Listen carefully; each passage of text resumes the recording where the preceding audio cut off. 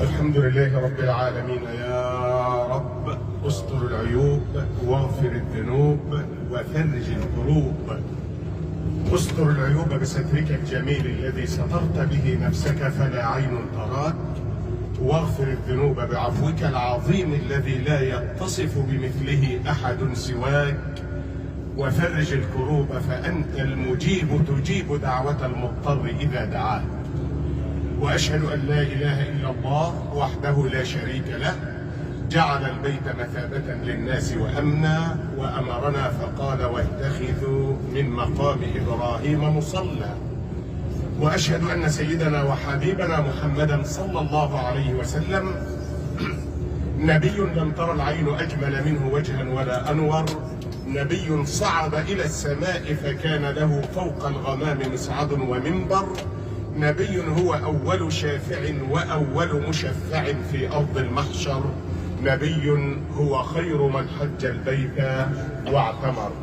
أيها الإخوة المعتمرين الكرام، طبعا احنا دلوقتي ذاهبون إلى زيارة أحد، جبل أحد وشهداء أحد. اعلموا إن احنا رايحين مكان كان يحبه النبي محمد صلى الله عليه وسلم. النبي صلى الله عليه وسلم، ان احنا طبعا هنتكلم عن الجبل الاول جبل احد ومكانته، وبعدين نتكلم عن شهداء احد.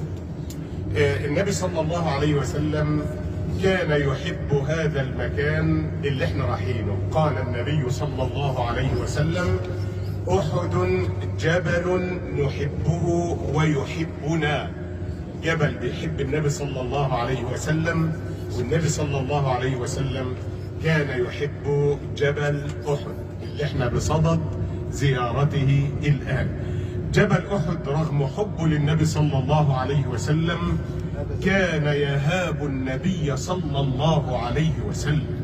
كان النبي له هيبة إذا صعد على جبل أحد. صلى الله وسلم عليك يا رسول الله، لي فيك يا أرض الحجاز حبيب، نور العيون وللقلوب طبيب، في الأرض أحمد في السماء محمد، وفي القلوب مقرب محبوب.